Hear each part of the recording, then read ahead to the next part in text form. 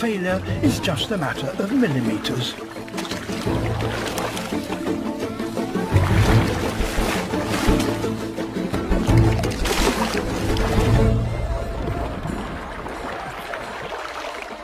With a split-second adjustment, the fish bends in midair.